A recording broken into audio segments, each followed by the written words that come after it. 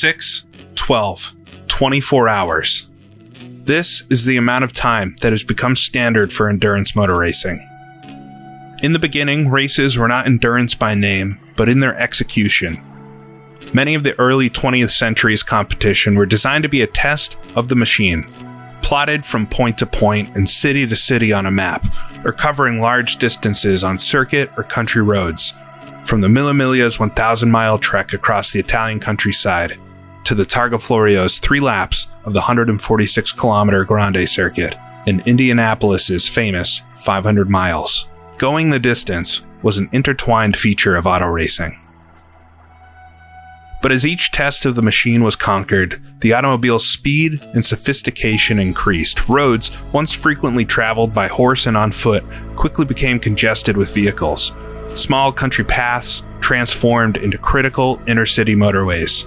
The traditional point-to-point competition faded in favor of head-to-head duels over marginally safer closed circuits which allowed spectators to more easily view and follow the action. Endurance, although present in even the most concise of auto competitions, became the main focus of some. The creation of the 24 Hours of Le Mans in 1923 was far from the first test of its type, but it established the standard for how circuit-based endurance events would look. 24 hours, once around the clock. The most laps completed in that time crowns the winner, a true test of the automobile to this day. So, throughout the 1950s and 60s, as many of the traditional road events faded, some sought to recreate their challenge in a more manageable form, moving the grueling tests of large distances to the confines of purpose-built circuits. And while some, such as the endurance racing in Watkins Glen, New York, scaled back and conformed to a fatigued impression of their former self, others attempted to grow in size and truly set themselves apart.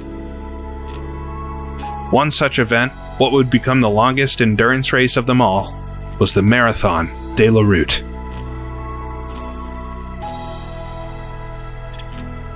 The Marathon de la Route was run for just 7 years between 1965 and 1971, and despite its historic significance, it's all but faded into obscurity in recent memory.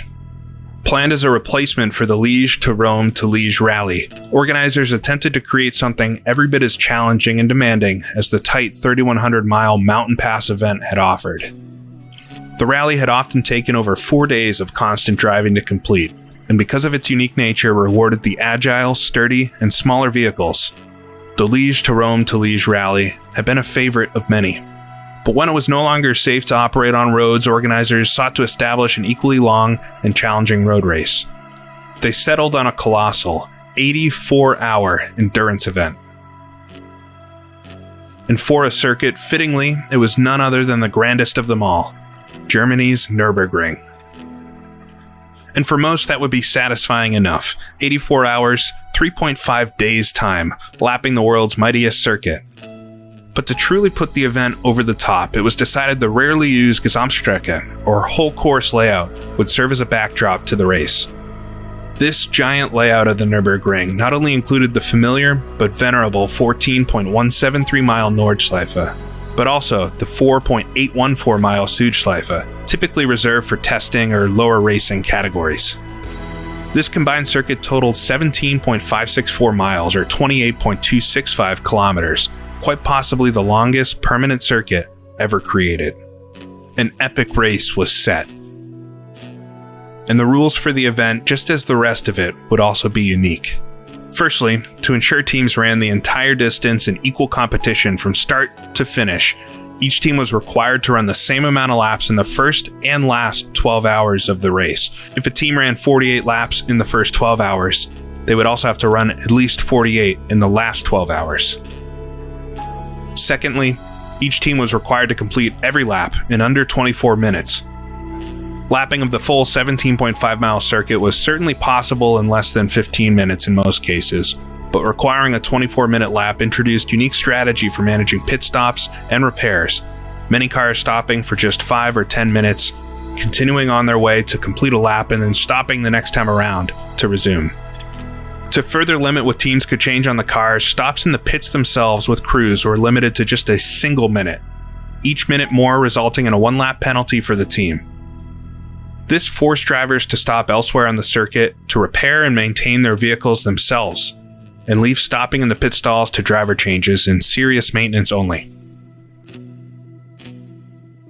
There were more nuanced rules allowing for unpenalized repairs during certain hours, changing of the minimum lap times during the night, allowances for crew and driver communication for consultation, amongst others, but it was clear the Marathon de la Route was unlike any of the other endurance races. The inaugural running was set for August 1965 and featured a small but competent grid of cars. Manufacturers saw the event as a lower profile way to test their designs, free from the large crowds of races like the Le Mans 24. And because of the distance, it attracted more road-friendly, less race-specific vehicles. In the 1965 inaugural running, it was the Ford Mustang traveling 310 laps or nearly 5,500 miles and taking the overall win. In 1966, it was the diminutive British MGB with the overall victory over an expanded grid of participants. Appropriately, Porsche saw the most success at the event, winning overall 3 times in 1967, 1968, and 1970, participating with their 911 and later the 914. But perhaps the most interesting entry of them all, amongst the on-average small sports and economy vehicles, was the roomy, rear-engine luxury entry from Czechoslovakia, the Tatra 603. The mighty Tatra 603 was a vehicle initially developed in secret by the Tatra company in the mid-1950s. Tatra only had permission from the government to develop trucks, while Skoda, another Czech auto manufacturer, was to develop cars. But after placing a bid for a luxury sports car vehicle, Tatra was able to reveal their plans for the 603. A massive 4-door vehicle which could easily sit 6 adults, the rear-engine 2.5-liter air-cooled V8 was unconventional and its design space-aged. The Tatra was put into service as a limousine vehicle for the state and military, and had an impressive manufacturing run from 1956 through 1975. During its time in the Marathon de la Route, the Tatra experienced impressive success, its entries finishing 3rd and 4th overall in the inaugural running, and an expanded 3-car team taking a 1-2-3 class victory for 1966. The Tatra's lumbering, almost American luxury look certainly attracted eyes during the event. The Marathon de la Route, with its unique rules, excruciating distance, and interesting cars, certainly had a special feel. But despite the novelty and borderline craziness of it all, the event was not a financial success. Lower spectator counts, perhaps due to the nearly non-existent advertising for the event, and dwindling manufacturer support entering the 1970s, saw the race cancelled after only 7 runnings. In a final hurrah, the 1971 event was extended to a further 96 hours, or a full 4 days running distance. Its winners, driving an Alpine A110 1600S, completed nearly 7,000 miles. And thankfully, with the aid of Assetto Corsa, we can experience a little bit what the Marathon de la Route was like. You've been seeing a wonderful representation of the Nürburgring in the 1960s brought to Assetto Corsa by William T. Riker, a user over at Race Department. And this is an excellent track. It features several layouts, most notably the Gesamtstrecke, which is the full south and northern loop circuits that was run for the Marathon de la Route. And to run on it, the Czechoslovakian legend itself, Tatra 603, a beautiful rendition of the car made by user Fuso, also at Race Department. So I've set up a grid of cars to approximate a nice field for this race. It's not a specific year, but it's a nice mix of the cars that would have run in the first few years of the event. And I want to do a version of this race. It's of course not going to be the full 84-hour race, but figured just to show a little bit what this race was like, I've set us up for 3 laps around the Gesamtstrecke circuit, which the race laps are going to be 13 to 15-minute laps. So it's still a decently long race, and I've accelerated the time of day so that it actually turns night to day again at least once to give that impression as well. So this should be fun, starting at the back of the grid, driving the Tatra 603 for 3 laps over the Gesamtstrecke circuit to give an impression of what the Marathon de la Route might have been like.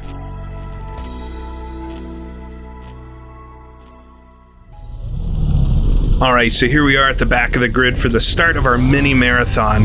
This should be good. Lights are lit.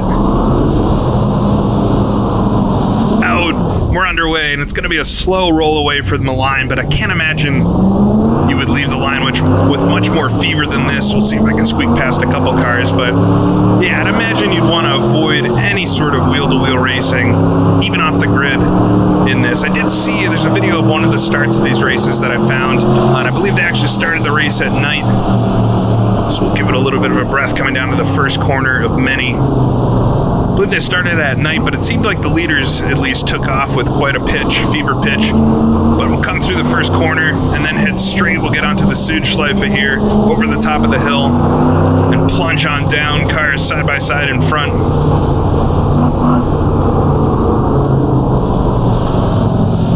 But with such a long race, and you'll get an impression of it from doing just a few laps here, you would want to be so careful. You have so much time to sort things out. If you lose a few seconds off the line, it really doesn't matter, especially when everybody's car is absolutely going to break down or have some sort of issue at some point. You want to minimize all possible ways that you could damage something. You see the cars in front cutting and grabbing some of the gravel and dirt. I do it there.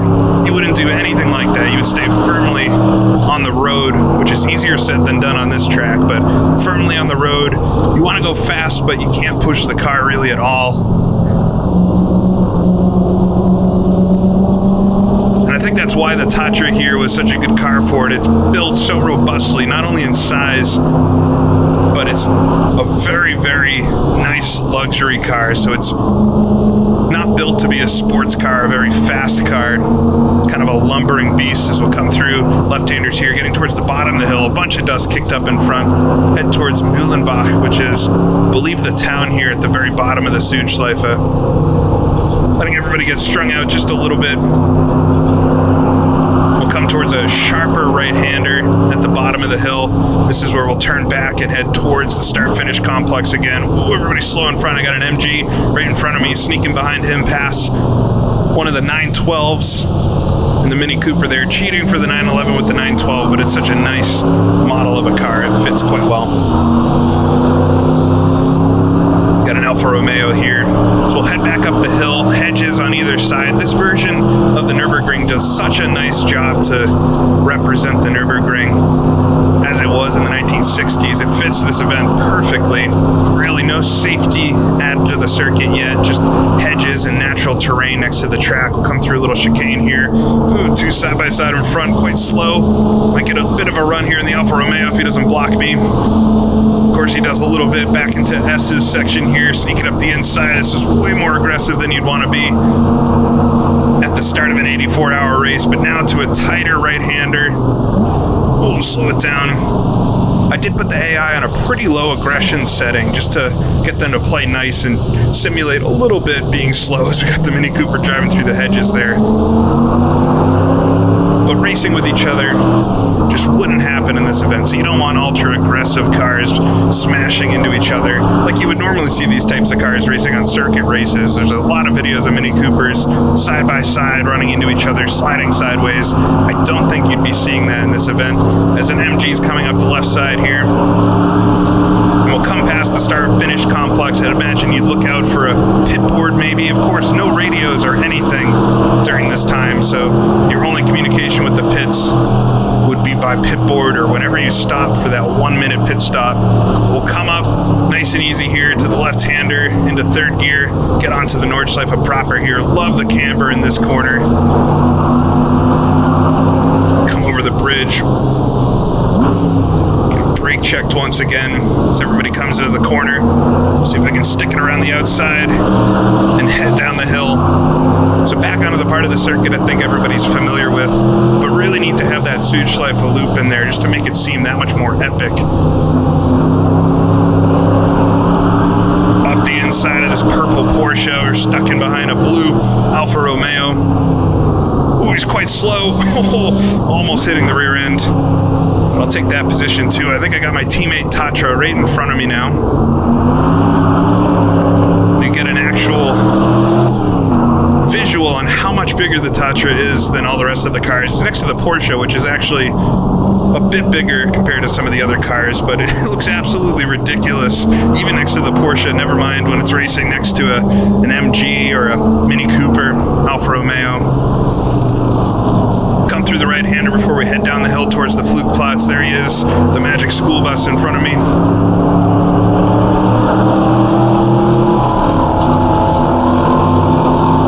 Off the accelerator a little bit, but you can hear the engine from my teammate's car here.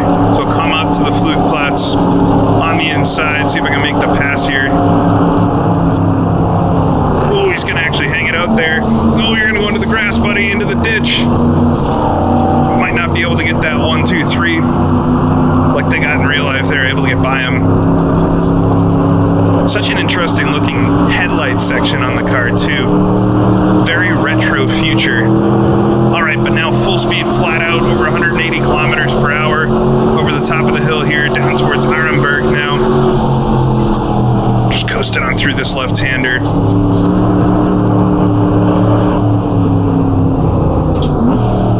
Down to third gear, these two in front quite slow. Just taking their time. I've got a little more urgency than everybody else.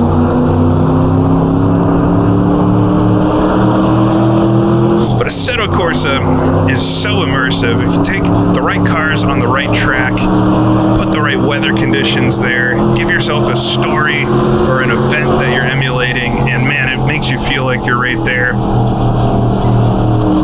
Racing a little less aggressive than I would, but it's all just because of that thought process behind what we're trying to do here. Make it, in this version, 3 clean laps, no big events.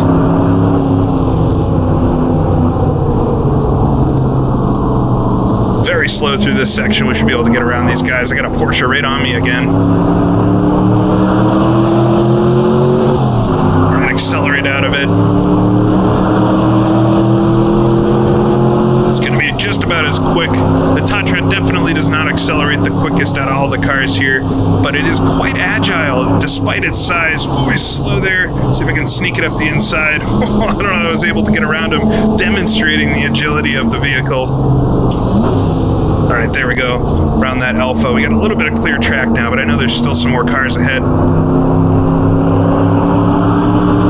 And we'll head down the hill. Try not to lock the tires. It's the biggest thing. You can get yourself in trouble in the car. It's surprisingly nimble, like I said, and it slides really well. If you get the car sideways, it's pretty easy to control. But if you do lock the brakes, not a lot of hope in slowing down.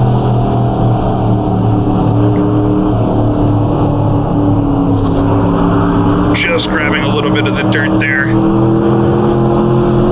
Looks like we got another car in front. Down to second gear. You can imagine you'd get a very good rhythm going. Ooh, run a little wide.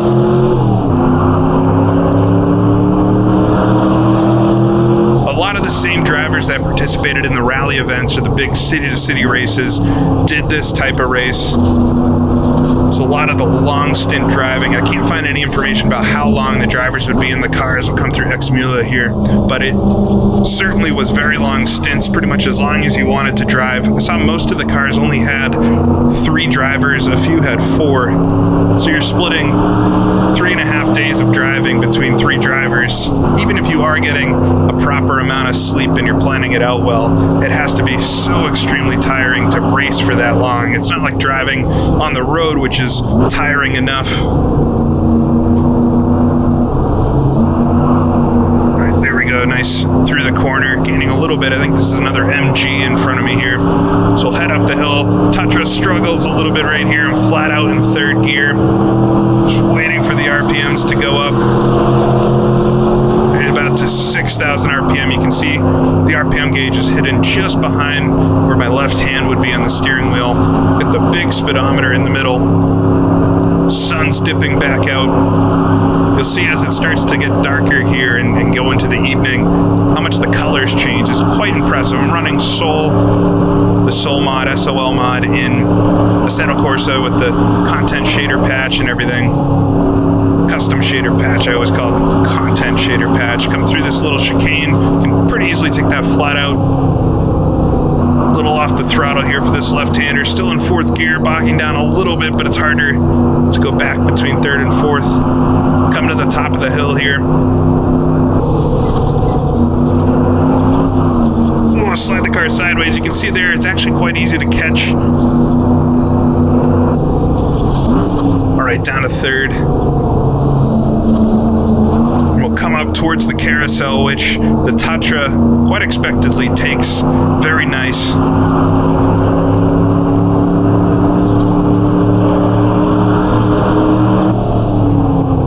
Down second gear, just drop it in, then roll it around like a nice big land yacht. Accelerate out.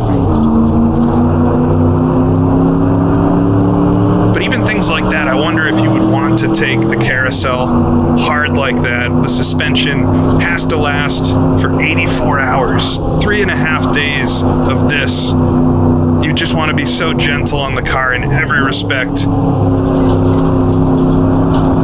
Already starting to get a little darker now. The sun dipping behind the trees casts a lot of shadows on the track. Just all of it coming together so nicely to give this impression.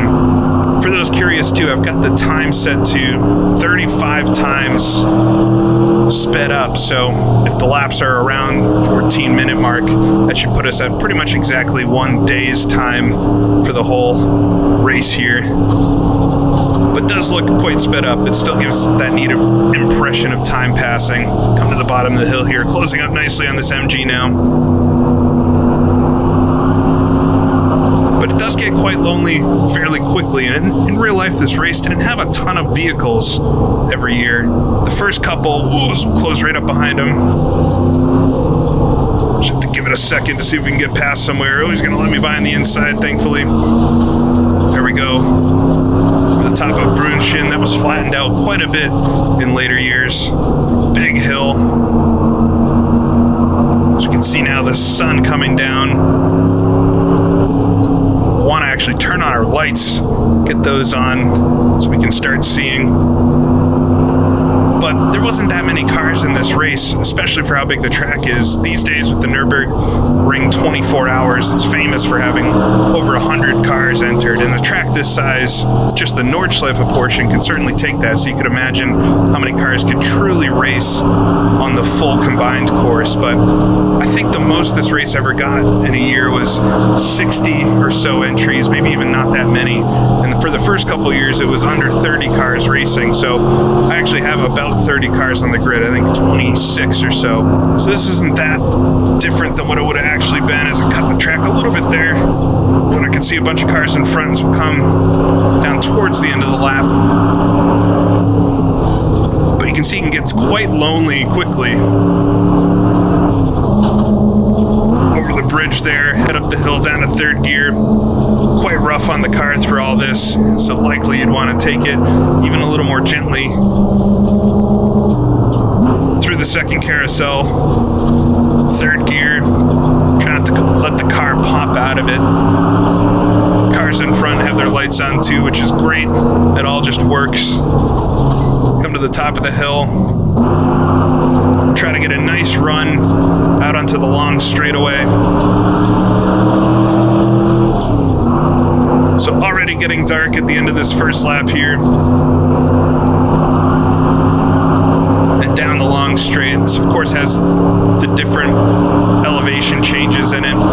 You can see Castle Nürburgring there, the silhouette in the distance. We'll max out the Tatra here, I think over 200 kilometers per hour at its top speed, which is pretty impressive for a car of this size. The V8, air-cooled V8 in the trunk. Just such an interesting concept. See cars lighting up the bridge in front. We'll come up to the bridge. Tipping off the throttle just a little bit to get the car set up for the corner. There we go, and come down to the chicane. And of course, the chicane wouldn't have been here in the first year. I think was added just a year later, 1966.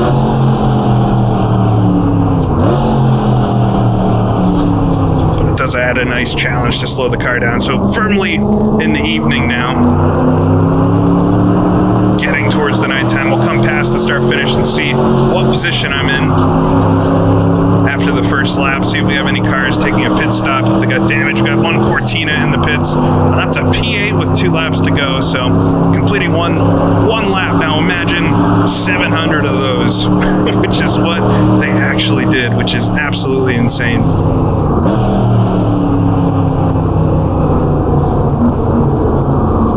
cars dipping wheels off in front. This gets very difficult at night, and it was mentioned some of the rules about the minimum lap times that were adjusted at night. I think they allowed you extra minutes to do laps. Everything would be harder at night. As you see, it get quite dark. There's absolutely no lighting around the vast majority of the circuit. There's some buildings here and there. Obviously the front stretch area.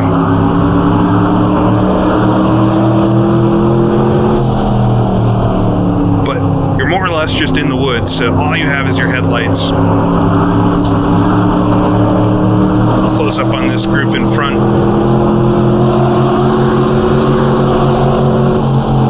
Maxing it out in third gear there. Absolutely would not want to over-rev the car during the actual race. We got these three brightly colored cars right in front.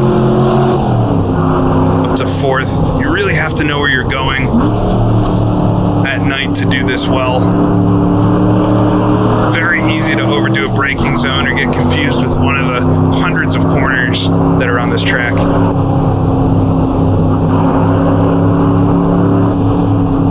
Try to do my best to brighten up the video too. I know night footage is a little difficult. Ooh, as the car goes wide in front. Luckily staying on the track. The AI are surprisingly well behaved around such a long track like this. Ooh, they're all slowing down in front. Get down to second gear. Bright headlights behind me. Certainly a Porsche there. The yellow headlamps. Able to get around the Mini.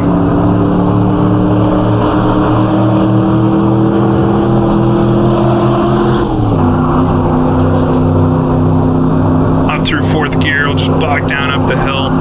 The Tatra big enough, really, there's no way to get around it if I'm in the middle of the track. Use that to our advantage a little bit. Coming up to this S, sneaks up on you. Running right to the edge of the track.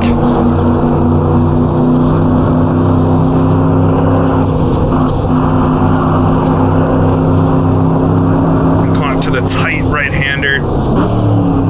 See if I can sneak up the inside. We'll maybe get both of them here. The Alpha giving me plenty of space. Sees the imposing Tatra coming up behind. So there we go, passing the whole lot of them on the dark Südschleife. Probably the most difficult part for me to do in the dark, just because I definitely do not have as many laps around the Südschleife as I do the rest of the track. We'll come under the bridge, complete the Südschleife for the second time, come past the pit complex. Oh, the Mini's coming up on me. It's quite fast. Oh, that's the Alpha, actually. Coming up the right side will just be past me in time for the braking zone, but I'll go a little later. Down to third gear, trying not to lock up the tires. Can use a little bit of this camber to help turn the car. There we go. Back onto the Nordschleife.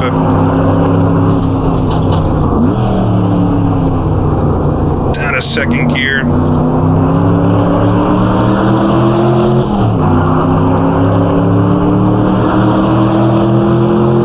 Absolutely in the tunnel now, as I think of it as just lights just in front of you. You lose all the peripheral vision.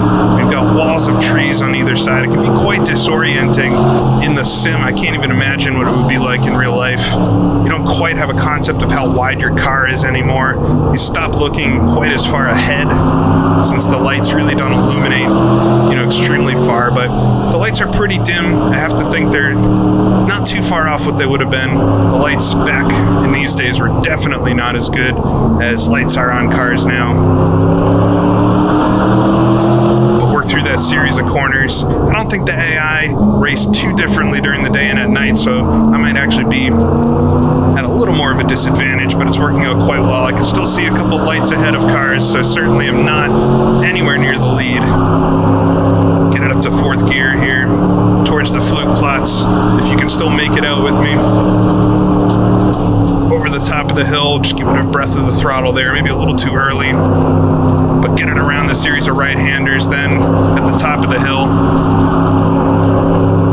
And hopefully some of the stars come through in the video as well, but it's really quite breathtaking to see the sky lit up with accurate star maps thanks to Sol. So you can actually see some of the constellations. But certainly want to focus on the track. brake it now for this left-hander. Right to the inside towards Arenberg. Down to third gear, down to second.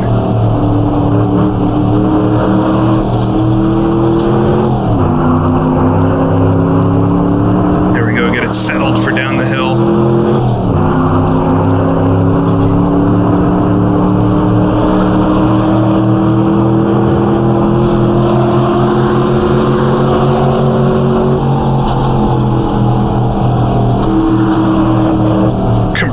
Through the bottom, try not to get the car upset. Really easy to lose the car at a high speed like that when you get a lot of compression on the suspension. Second gear here. Still correcting, probably won't be able to see the steering wheel too well, but still correcting the slides. Over revving just a little bit there. Get it up to third gear and up to fourth.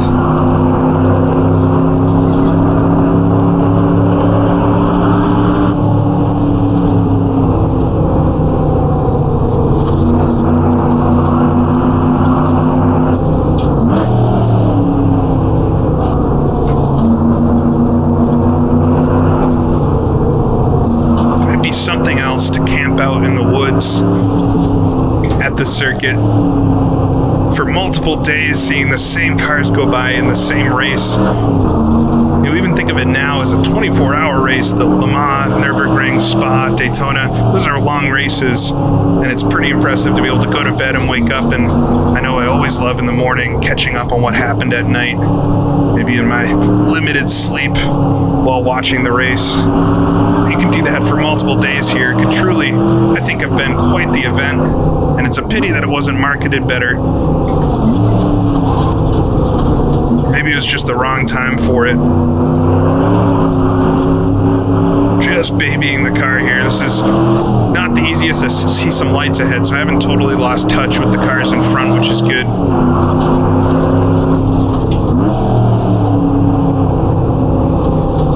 It's tough to judge how fast you're really going since you can't see objects next to you. Come up to Exmühle here at the top of the hill.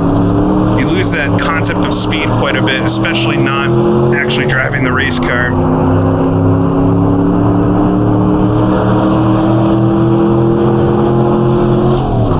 Up to fourth gear.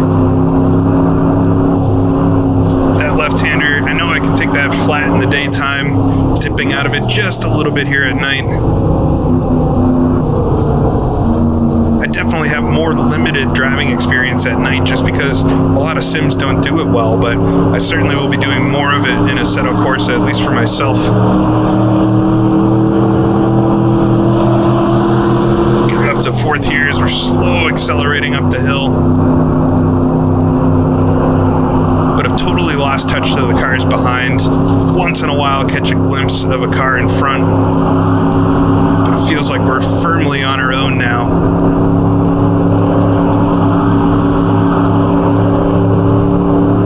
Come up to the chicane. This should be pretty easy flat too during the day. I'll see if I can do it. There we go, just snaking the car through. It's so terrifying at night. We'll come up to the left-hander here, have to brake a little bit just to let the car roll through. Quite low in the RPMs with the grunt of the V8. Getting the car to the top of the hill, we'll get it down to third gear here.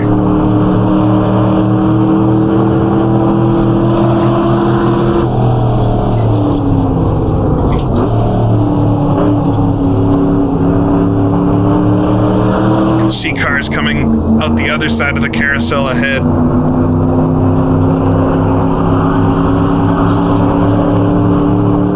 All right, and up to the carousel, firmly at night, down to second gear. Just let the car fall in. I feel like I'm going so much slower than I was during the daytime, but you kind of have to, you just can't see anything. I'll try to make the video match what I'm actually seeing, because it really doesn't, video doesn't typically pick up as well the nuance in darker colors, so it might, hopefully can get it, you know, as bright, because I can still see, but it's just a much more limited viewing range. little bit wide there at the top of the hill. I have to be careful about hitting the grass on the outside when the car is sliding. But there it is in the rearview mirror. I can just see ever so slightly the sky is not pitch dark anymore. And this is when some of the most magical time, I think, in all of auto racing begins. Daybreak in an endurance race.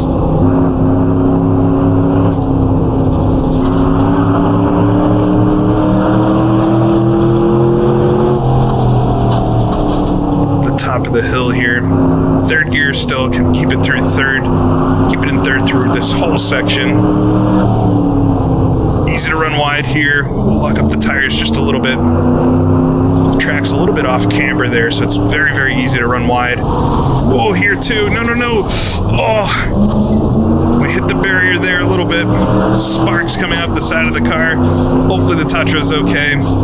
It's a tough car, so a lot of extra body work hanging off the edges, so I think we'll be fine. Steering still feels straight, luckily. So first incident, and if you were doing this for 84 hours, there would certainly be quite a few. The top of the hill here. Didn't lose too much time there, luckily. Just a slight off track. Luckily that fence is there, and that fence is about as hard as a concrete wall in Assetto Corsa, so get me on the circuit and get tangled up in it like you would have in real life.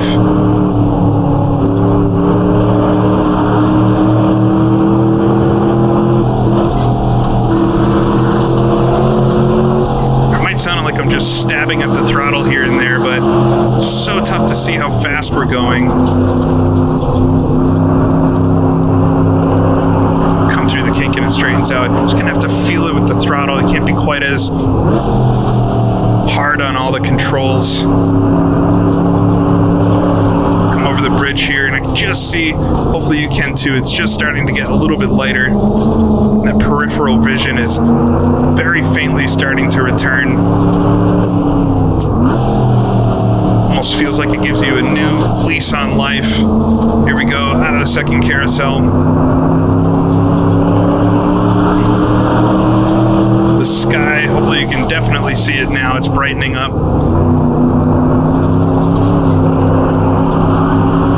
We'll come over to the top of the hill. Hopefully you can still see a car ahead. I'd love to pass at least one more car here on the track.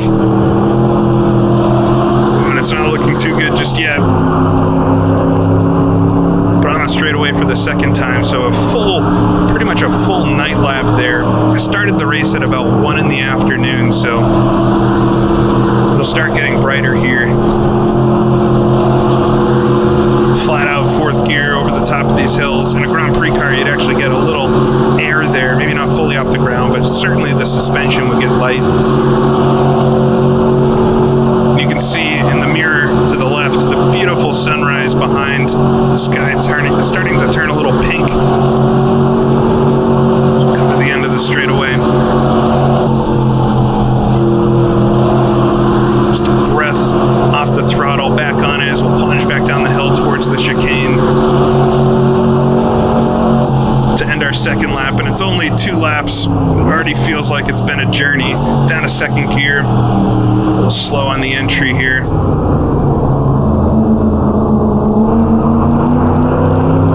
Right as I'll get it through, head towards the line, take a look at the pit board. So I think I did pass a few cars right at the start through the Südschleife. So we'll see what position I'm in. So P4 with 1 lap to go. Oh, podium's within reach. Just 1 more car needed to pass. And now it's starting to get a little brighter out, so I can push the car a bit harder. It's also the final lap, so no need to save anymore. Plunge down onto the Südschleife here. Still quite dark.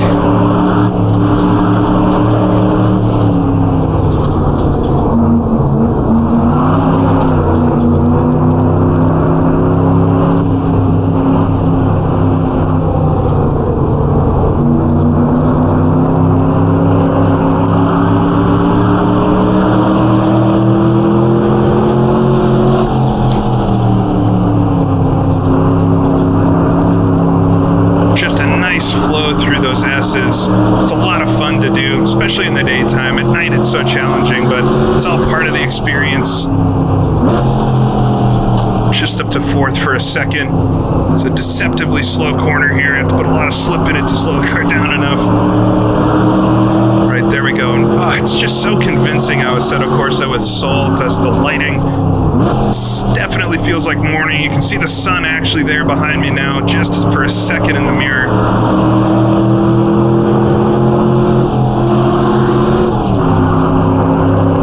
We'll come to the bottom towards Mühlenbach. Just don't want to overdo it, go off the track or anything like that. Oh, and I can see a car just, you might not have been able to see it, but just on the road past Mühlenbach here. So hope is not done. There we go. We got the sun rays in the car now. Just makes you feel so much more happy that you made it through the night. Imagine if there had been 8-10 hours of that. This race was run pretty late in the year, so nighttime would have been pretty long. But to know that you had to do 2 more of them, be absolutely wild. To come up to the S here, just throw the car in, some skid marks on the road back there, who knows what from. Haven't seen really any cars retire, which is quite surprising. In the other testing and races I've done with this, I've had a few cars actually retire from crashes and things throughout. We're going to come down to second gear corner here to the right. Very easy to overdo this one. There we go, the sun rays peeking through the trees.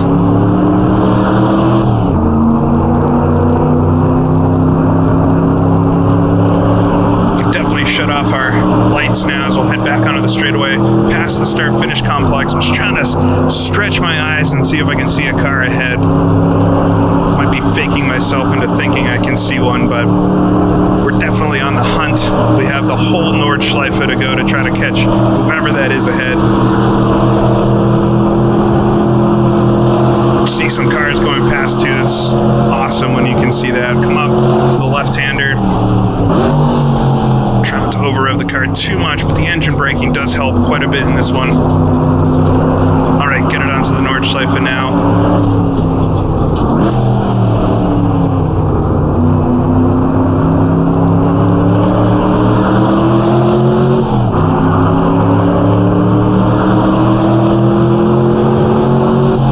And plunge it down the hill.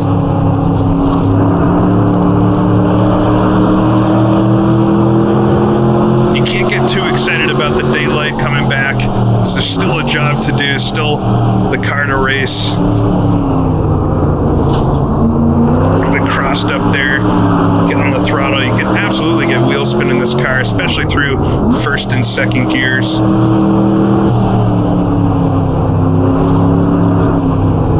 I've said a couple times, reminds me a lot of an American car, just with the amount of power, but definitely has that elegance and the retro-futuristic design of the bodywork. It just makes it look out of this world. Come over the top of Kielbacher Hood. I think I saw a car just go over the Flugplatz, but I haven't closed in nearly as much as I would have liked. Come up over the hill. Won't be getting air in the Tatra. Breath of a throttle before we turn in, get the car settled. Firmly flat foot here.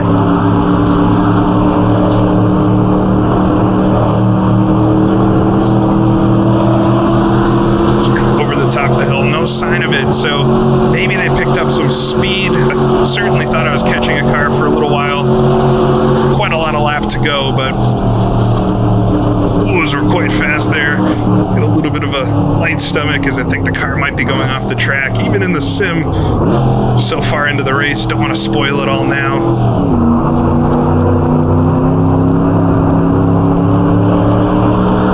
There's that other adjustment too, that swapping drivers, you'd have, be in the car for, who knows, 3-4 hours, get out in the pit lane, maybe get something to eat. If you haven't rested in a while, try to close your eyes, and then you'd be thrown right back into it, and to come right back up to speed. You might think over 3.5 days that maybe you'd get used to it, but I'm not sure. Oh, is the car very sideways there? I'll lock it up. Just about save it, but gonna lose a little bit of time through that. So always just a second away from disaster. You can see there's actually a little dashboard clock that I think might be just off the screen. I think it's just past 9 a.m. now in our sped up time world.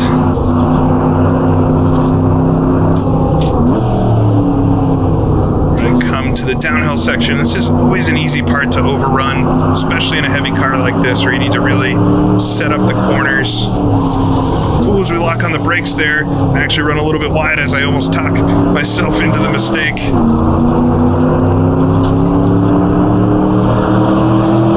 To be really light on the brake pedal in this car since it is so heavy.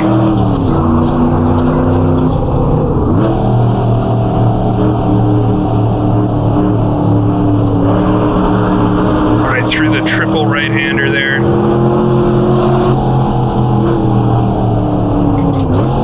Down to second. You need to be careful not to go too close to the inside. That bridge barrier there actually juts out just ever so slightly. Oh, and I can see the car crossing the bridge into Exmühle. Definitely pulling up, but is it too late? You'll never know to the very end.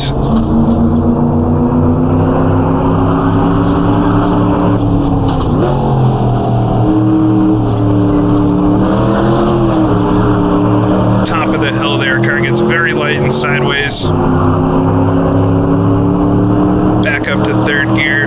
Quite windy. You can see all the trees moving. And this corner is so difficult at night. Just easy flat foot during the day. It's crazy how much the light makes a difference in your confidence.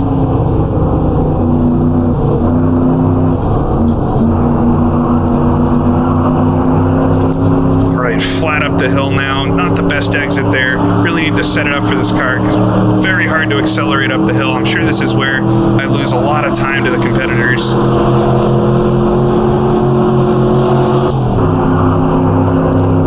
But we do grab fourth, so we do accelerate. And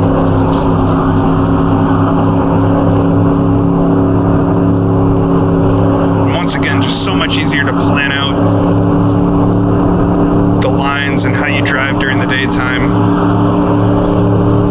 Come up to the S, which was tricky to get flat at night, and it'll be very easy here during the day. No sweat at all.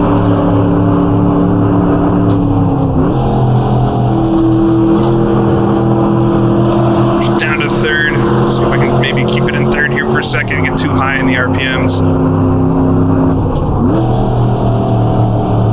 Certainly not the best gearing, not something you can adjust, at least on this version of the car, which probably is accurate. All right, down to third gears. We're going to come second now towards the carousel.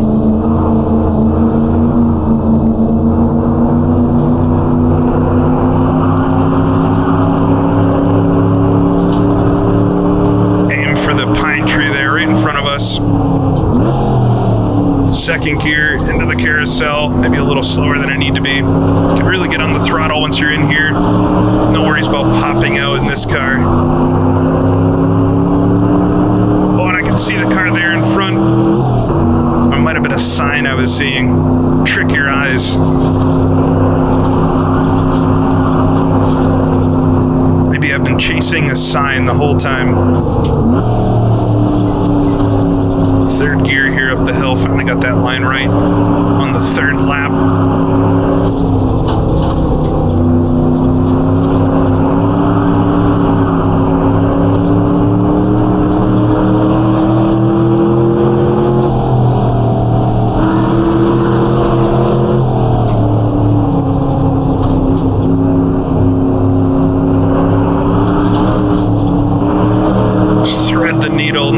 Or anything on this circuit. All you got is the dirt and rocks, which have very little grip. Sometimes there's a little berm on the circuit that could help you keep the car on the track if you do slide wide, but in a lot of places there's not. So it's a very different driving experience to the modern track if that's all you've driven. but surprisingly familiar. This is one of the major changes into Brunchen here. The big hill, but overall, if you have driven the Nordschleife, the modern version, you'll know the lefts and rights to the 60s version. I'm trying to make time here through the end of the lap, but this isn't the best place for the Tatra. Oh, but there's the car in front. I actually have pulled up quite a bit. Looks like it might be a Cortina. All right, so the race is on here as we get towards the end of the lap. He seems quite slow, actually. Maybe he has a problem. Mechanical would be so realistic. Over the top of the hill. Sliding the Tatra sideways there, really on it now. Probably picking up so many tenths. Now that I've got a rabbit to chase, come towards the end of the lap, third gear. Absolutely is a Cortina in front. I don't know how I pulled up so much on that section. It's just saying how the Tatra is not the best through there. All right, come through the second carousel.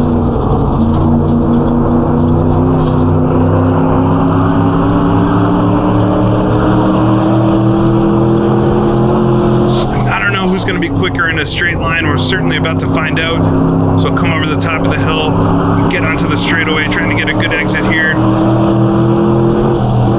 We'll have to pulsate the throttle a little bit. It's a longer right-hander than you'd think. All right, onto the straight, up to fourth gear. I think I'm a little too far back to slipstream, maybe.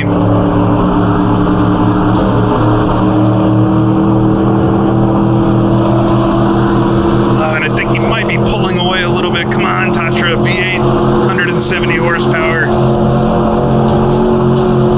We're coming to the end of the race. And I can see the podium right in front. There's nothing I can do about it. The straightaway is so aggravatingly long. I'm trying to go quickly through this left-hander. We're going to have one shot at this coming down to the chicane, but really going to need a heck of a couple of corners. Flat foot through here, no lift needed, actually. Oh, he's going to be just too far ahead. I don't want to overcook it on the final lap. I'm trying to go as deep as I can, shifting down second. And accelerate out sideways. Just a few more corners to go. Of course, that's how it's going to end, but we'll come to the line, complete the mini Marathon de la Route here at the Nürburgring.